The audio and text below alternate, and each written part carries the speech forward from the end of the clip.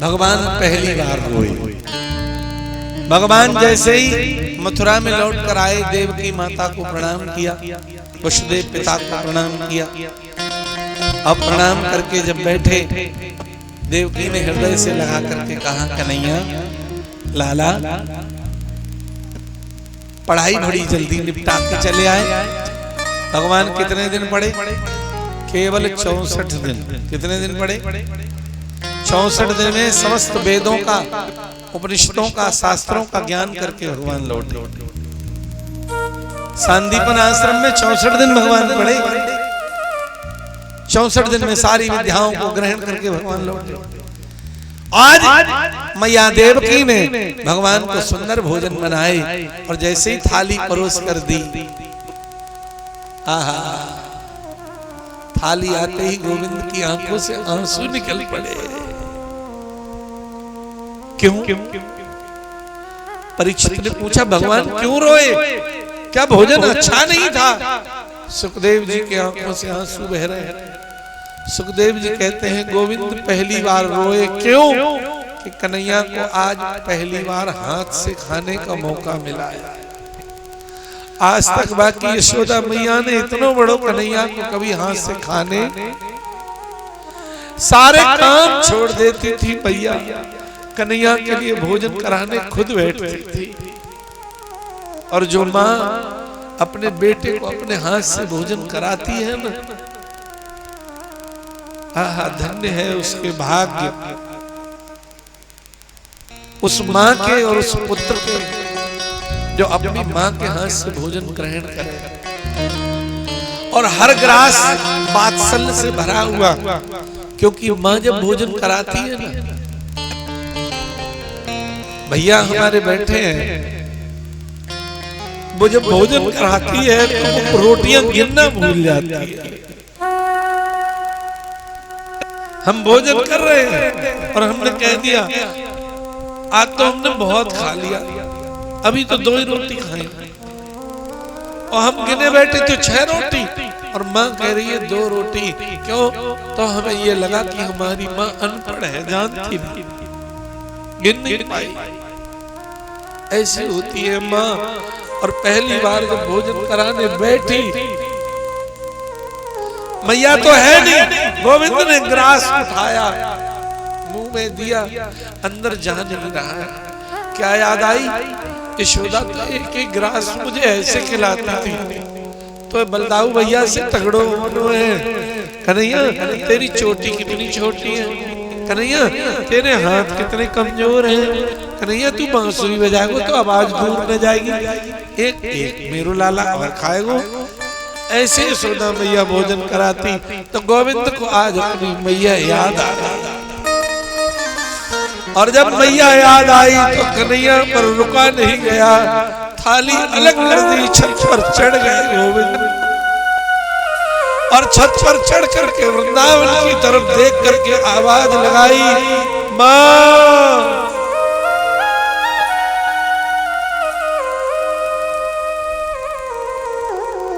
ए माँ, तू कहाँ है?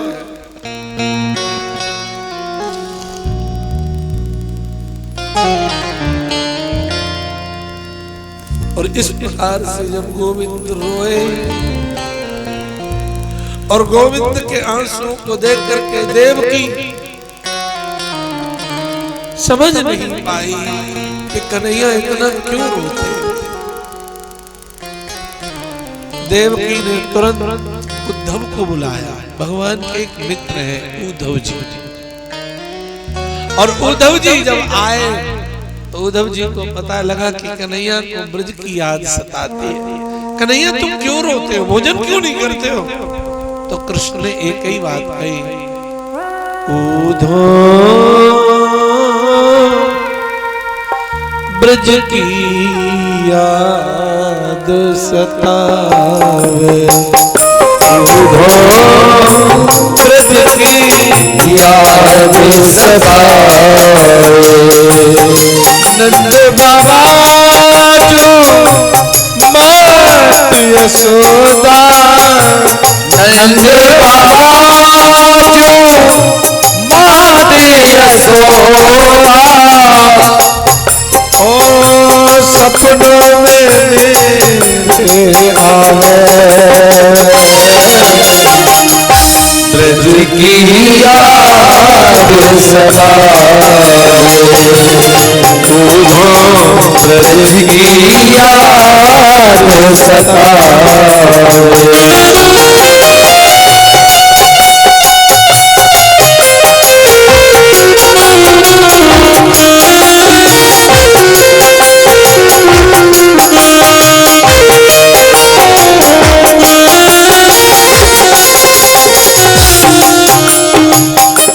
उंगली पकड़ के चलना सिखावे उंगली पकड़ के चलना सिखाया मेरी मैया यशोदा आगे आगे चलती में पीछे पीछे ओ बोलना सिखावे उधो बैठना सिखावे बोलना सिखाया उधो बोलना सिखाया हर पल याद हर पल याद माँ की आवे हर पल याद माँ की आवे हर पल को खिलावे ब्रज की याद सताए ब्रज की याद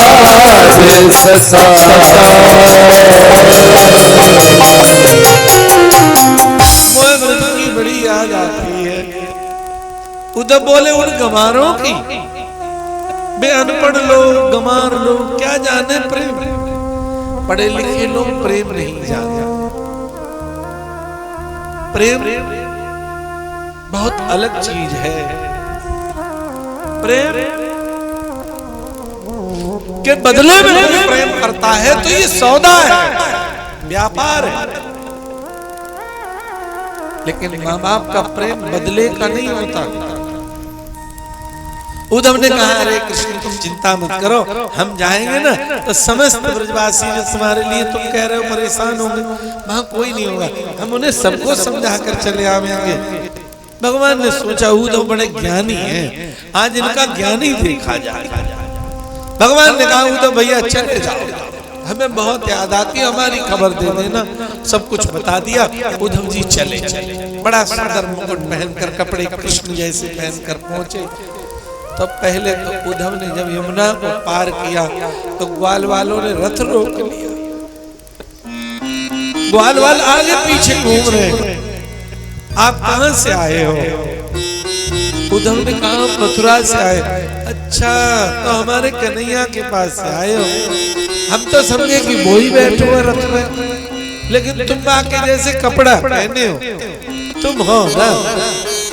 एक वाला पीछे खड़ो होकर रथ के रोने लगो और जोर से बोलो कन्हैया अब बहुत देर रह गई भैया लुका छुपी अब बाहर आ जा तेरे चक्कर में ना हम माखन चुराए में जाए तेरे चक्कर में हम गईयों ना लेके जाए। लाला अब तू जल्दी निकल आ देख सच बताऊं तेरे चक्कर में आज कै दिन रह गए हमने भोजन ना कर हमें मालूम है तू हम लोगों को परेशान करने की वजह से छुपो तेरी आदत गई ना है। लेकिन रथ में तो कोई नहीं था। उद्धव नंद बाबा के घर पहुंचे और जो नंद बाबा सामने बैठे हैं दरवाजे पर उद्धव ने जाकर प्रणाम किया। बाबा प्रणाम। वो नंद बाबा जो रोज मूंछन पे ताव देते वो नंद बाबा रोज नई पगड़ी बांधते वो नंद बाबा नीची घोटों तक काजल लगावे ऐसे सज के रहते वे नंद बाबा आज बूढ़े हो गए। आदमी बूढ़ा नहीं होता ये चिंताएं बूढ़ी कर देते हैं औलाद के बचन। उद्धव तो कृष्ण की याद में बूढ़े हो गए।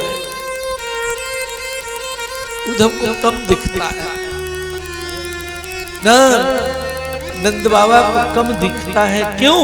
कृष्ण की याद रोते रोते आंखों से जल बहते बहते अंधे हो जाते। और सच में माँ बाप अंधे ही हो जाते हैं औलाद के लिए। ये फर्क किस पर पड़ता है? उद्धव ने प्रणाम किया।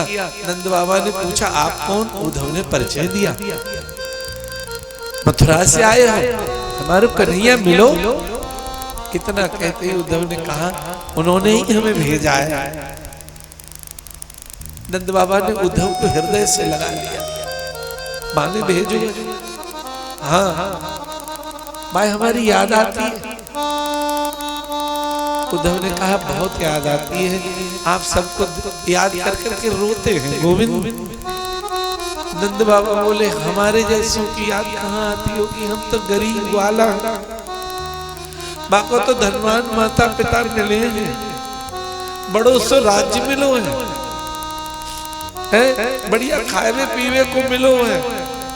उद्धव ने कहा ना बाबा, आपको तो हर पल याद करते हैं। वो कहते हैं हमारे बाबा बहुत अच्छे थे, हमारे नंद बाबा हमारी देखभाल करते। नंद बाबा कभी कहीं हम धूप में जाते तो अपना कपड़ा हमारे ऊपर रख देते, कभी हम चलते तो अपनी परछाई में चलाया करते। ऐसे हमारे नंद बाबा। कितना सुनते ही नंद बाबा के नेत्र सजन हो रो पड़े। बोले हमारी याद कहाँ आती। वहीं पर एक जल की धारा बह रही थी। उस धारा को देखकर उद्धव ने कहा ये जल कहां से आ रहा है? नंद बाबा ने कहा मैया यशोदा के लिए कह दो जाके अंदर बैठी, एक बार बात से कह दोगे ना तो वो थोड़ी सुखी है जाएगी। वह बहुत व्याकुल रहती है और ये आंसुओं की धार उसी की है। इतना सुनकर उद्धव अंदर को बढ़े और जब अंदर को गए ना तो मैया उस समय एक पालने को हिला रही थी। और जैसे ही उद्धव के पैरों की लड़खड़ाहट हुई, आवाज हुई, एकदम चिल्ला पड़ी आज मैं भेजूंगी नहीं किसी कीमत पर अपने कन्हैया को बाहर। सब बुला कर ले जाते हैं और फिर हमारे कन्हैया की शिकायत करते मैं भेजूंगी नहीं, बड़ी मुश्किल में सुला पाई हूँ, मैं भेजूंगी नहीं, भैया सोने दो जाओ कोई भी हो। उद्धव चक्कर में पड़ गए, हम तो मथुरा छोड़कर आए, यहाँ कौन से सो गए। उद्धव आगे बढ़े तो देखा पूरे कमरे में जहां जहां देखा कृष्ण कृष्ण कृष्ण लिखा है। और उस कृष्ण कृष्ण को मैया टकटकी लगाकर देख रही है। एकदम उद्धव आगे बढ़े, मैया एकदम मैया जैसे सो रही थी जाग गई। बोली कहाँ है पालने में, हम तो पागल हो गए हैं उसके लिए। कभी पालने लेकर बैठ जाते हैं, कभी उसके कपड़े लेकर बैठ जाते हैं और वो देखो कितना निर्दयी है, हमें छोड़ करके ही चला गया। माँ बाप को जो तड़प होती है वो संतान को नहीं। मैया यशोदा के पास उद्धव ने कहा मैया मैं उद्धव हूँ, कृष्ण को मित्र हूँ। मैया ऐसे लिपटी, पास से तो आए होंगे तो हमारे कन्हैया की खुशबू होगी तुम्हारे अंदर। कपड़े सूंघने लगी जैसे हजारों गाय में बछड़ा जब अपनी माँ के पास सूंघते पहुंच जाता है, इधर उधर नहीं भटकता।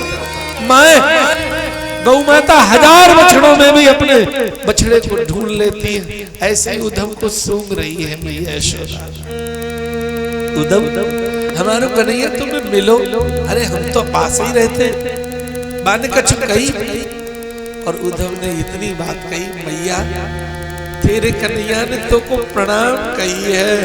इतना कहते ही तो बस मैया बिखर गई। हमें हमारे जैसी अभागिन को प्रणाम, अरे हम तो अभागे हैं, हमें काहे को प्रणाम। प्रणाम तो अपनी मैया को कर रहे हो, वो जो श्रृंगार करे होगी। हम तो गरीब वाला है, हमारे पास है ही कन्हैया के लिए माने प्रणाम भेजो। एक बार आ जाते तो ठीक रहते। उद्धव आए की कही, उद्धव बोले हाँ आपकी आग में रोते भी है, आने को भी कह रहे थे कब आवे मुझे प्राण चले जाएंगे।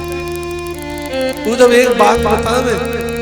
उद्धव ने कहा एक गलती तो हमसे भाई, कौन सी? इतना कह करके यशोदा की जो हालत थी वो बहुत बिगड़ गई। बोले एक गलती भाई, हमने बचपन में कन्हैया को एक बार बांधो, ओखल से बांधो, रस्सी से बांधो तो के हाथ में निशान पड़ गए।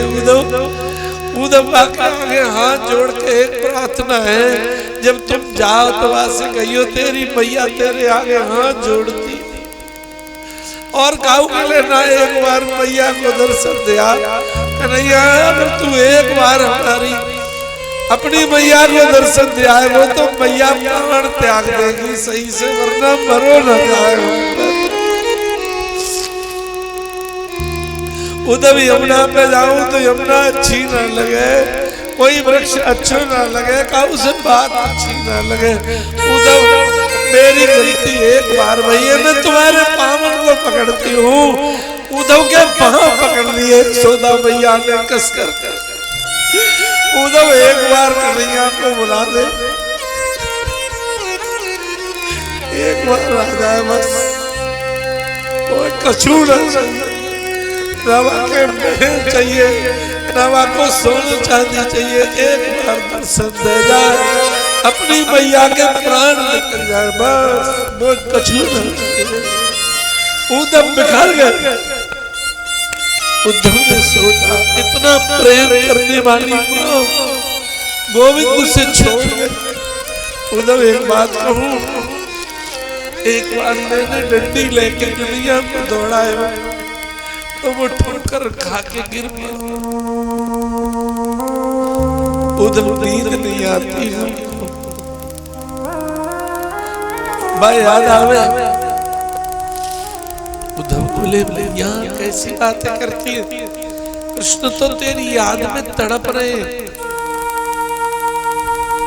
कहूँ एक बार भी यशोदा कहता है, माने पहले कहूँ कहीं तो पीछे से आता हूँ, मेरी आंखें बंद कर लेते और बाकी में लीला इतनो प्रेम काहे पड़ा है हमसे, जानो तो पीछे आंखें काहे को बंद करी, हमारे माखन की मटकी काहे को घोड़े कर दो। अरे उद्धव हमारी याद आवे ना आवे, एक बार उन्हें देख के न उन गोपियों को देख ले जो गोपियां उसकी याद में तड़प।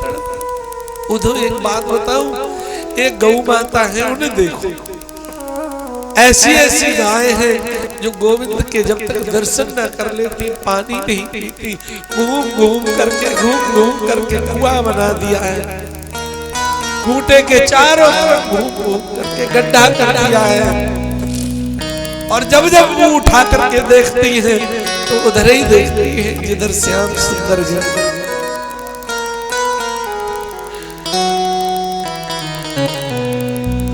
तुम्हारी याद आती है, तुम्हारी याद आती है, बताओ क्या करे तुम्हारी याद आती है, बताओ क्या करे मोहन। तुम्हारी याद आती है, तुम्हारी याद आ रही है, बताओ क्या करे तुम्हारी याद आती है, बताओ क्या करे मोहन। सुबह और शाम आती है, रात भर को सताती है, तुम्हारी याद आती है, रात भर को सताती है, ओ सुबह और शाम आती है, ओ रात भर वो सताती है, सुबह और शाम आती है, रात भर वो सताती है। हर चैन हमको नहीं आता, चैन हमको नहीं आता, बताओ क्या करें, चैन हमको नहीं आता, बताओ क्या करें मोहन।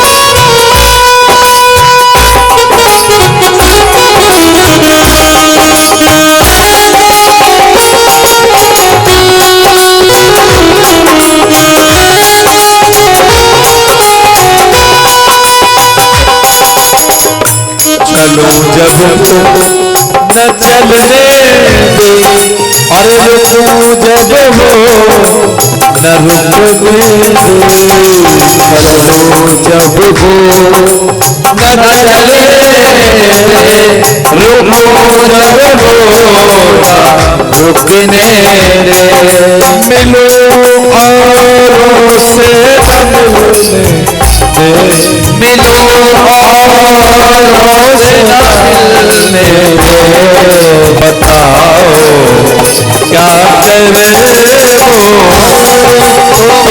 तुम्हारी याद आई है, बताओ क्या करें मोहन।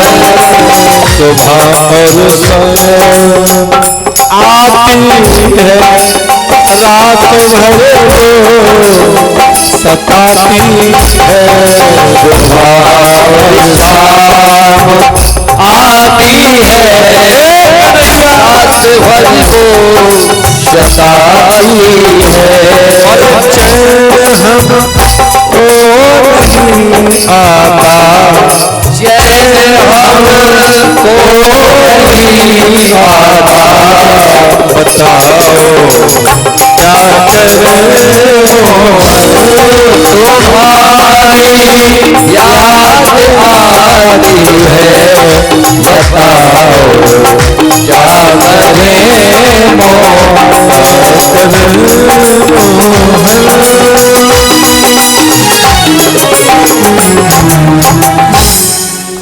समय के अभाव में इतना ही कहें, मैया के बाद गोपियों के पास उद्धव गए, और जब गोपियों की दशा को देखा तो ज्ञान की पोटली फेंक दी, प्रेम की पोटली बांध कर बैठ गए। उद्धव भी कृष्ण के प्रेमी बन गए। गोपियों ने ऐसी ऐसी बातें उद्धव से कही। उद्धव ने कहा गोपियों को मन भगवान में लगा। गोपियां बोली पागल हो गए, मन एक होता है कि चार छह होते हैं। उद्धव मन ना भय 10-20 होते हैं। बोले फिर मन लगा, एक हाथों सो गयो श्याम संग, एक था वो तो चला गया। एक गोपी ने बड़ी बढ़िया बात कही, उद्धव तुम क्या समझते हो कि हम गोविंद से अलग?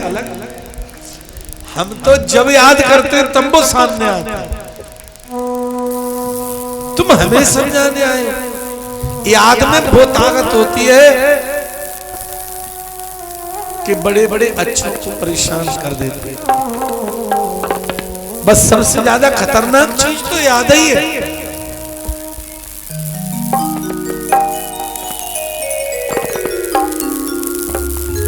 मेरे भाई बहन, गोपियों की प्रशंसा को सुन करके, देख करके गोपियों की दशा, उद्धव जी चुपचाप वहां से चले आए। बड़े ज्ञानी बनते थे, आज प्रेम जान गए। प्रेम कैसे? तत्सुखे सुखम इति प्रेम लक्षणम।